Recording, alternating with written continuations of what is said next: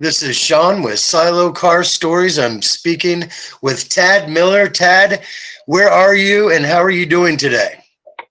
Life is good. Back home in Indianapolis after a few weeks out.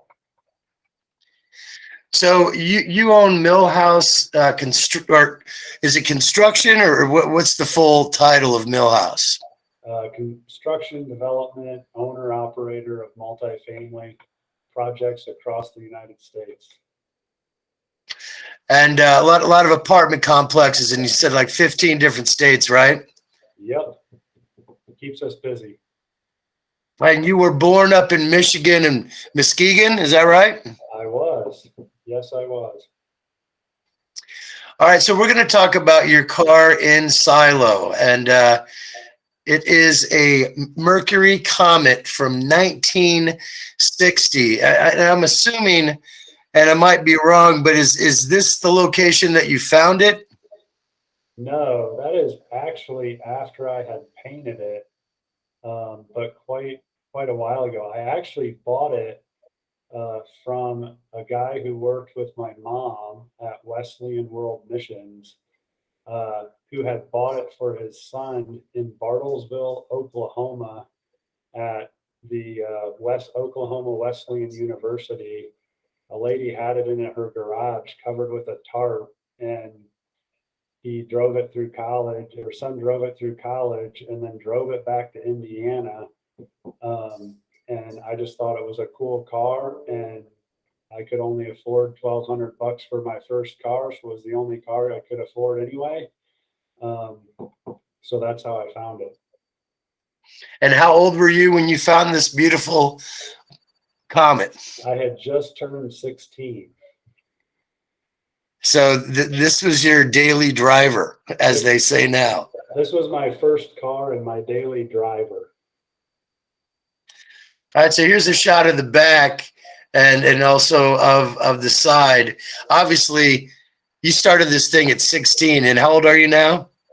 45. 45. So you've had it the whole time. You obviously didn't give it up. What's some of the first favorite memories of driving this thing? Where'd you take it? What's some things you could kind of point out for the audience? I think the funnest thing for me was being able to work on it myself, and being able to like fix about anything on it myself. It was so simple with that straight six. But the reality is, I didn't buy it because I love cars. I bought it because it was all I could afford, and it was just kind of funky, cool. But it really didn't do anything other than drive me to and from school, to and from basketball practice, etc. Um, I think the favorite memory is just it got me through high school. It then got my brother through high school. It then got my sister through high school. Then got my brother and sister through college. So it literally was like a utility infielder for whatever, $1,200 for like, 8 years of high school and college car for me and my brother and my sister.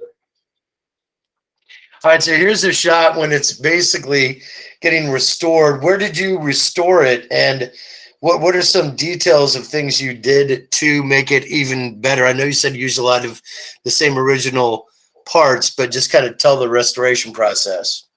Yeah, we actually did it in two kind of phases. The picture here with kind of all the paint work done was actually done by Ski's Body over in Rockville, where all the Covered Bridge Festival and stuff is. Ski and Nicole Zatorsky are friends, and Nicole actually worked for me and ran our marketing department before we started Millhouse at our previous company. And her husband is just great, good at all this stuff. So he actually did all the paint and body work for me. I didn't really do anything. I did nothing to anything other than the interior upholstery and getting rid of all the rust, and then paint, and getting all the chrome straightened and stuff. So that was the extent of the restoration at that time. It still has all the original glass and everything else. That would have been 2000. I want to say 2004 or five, something like that. And then we did a second, not necessarily a restoration, but it was barely, it was functional. It took 3 minutes or whatever to get to 55 miles an hour with that little straight six grocery getter engine, which was fine when we were just driving back and forth to the basketball gym or high school or whatever else in small town Indiana, small town Elwood. Uh, but it really didn't work to actually use it for anything but parades or whatever. So about 4 years ago, 5 years ago, I actually bought a totaled Mustang 5.0 and had a guy I know cut out the insides. We bought, we reused the chassis, the Brembo brakes, the wheelbase, the suspension, and the engine from the Mustang, and basically put the car on top of that new engine so we actually can get speed and everything else now. Well, here's a shot of what it looks like the old engine. That was the engine, yeah. So that now it is not in the ride. You've got a brand new Mustang engine in it. I've got a brand new Mustang. I don't know if I sent you a picture or not, but I've got a picture of the engine I can shoot you. I basically had to cut out all the suspension and all those crossbars and everything because the engine now goes from the firewall all the way up. I had to custom build the radiators and everything else and everything to be able to fit it in. And then it basically goes all the way from side to side, in place of where all those shocks and everything are to fit it in. All right, so you've been able to take it to any car shows. Here's another shot. Who's the one in the back seat there? That's my son Ethan and my daughter Ellie. Probably, I bet he was probably 10 and she was probably 5, something like that. And you can actually see our new office in the background that we're remodeling for our new Millhouse headquarters, that tan brick right behind it. And where's this located? This is right outside of Silo. This is actually in the Silo parking lot, right outside the garage door where you enter and exit. I think Jeff actually took this picture for us.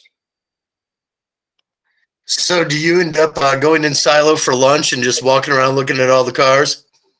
Yeah, I do catch myself. Actually, usually it's more like we end up with investors in town, and so we just swing by because they want to see the cars, and we end up at the Silo bar, which happened again last Thursday night.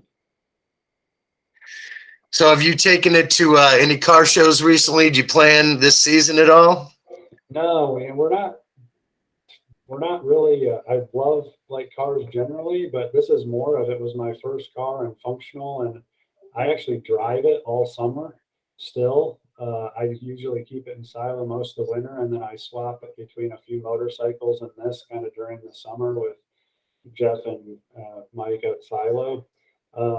So it's not really for car shows or any of that type of stuff. It's really for us to drive around as a family, take it to IU games, take it back and forth to the lake. So we still use it like it's just one of our cars, not really like a showpiece. Well, one thing you're going to be able to receive from this to be able to showcase it is these sheets. They're 8.5 by 11. They're going to be on each car that we have completed a car interview, and you could also, laminate it, and it's going to have a QR code on it. So if you ever do take it anywhere, then people can snap it, go to the link, and hear the history, and hear you basically go through this interview and tell the backstory of it, so they can really know what you got into it and how it started with your road of life. Yeah, that'd be great. All right. Well, is there anything else you'd like to say about your 1960 Mercury Comet before we close this one out? No, I appreciate the time. All right. Well, Tad, I appreciate the time as well. If you could just stay on the line, I'm going to close this out. Awesome. And this will be at silocarstories.com.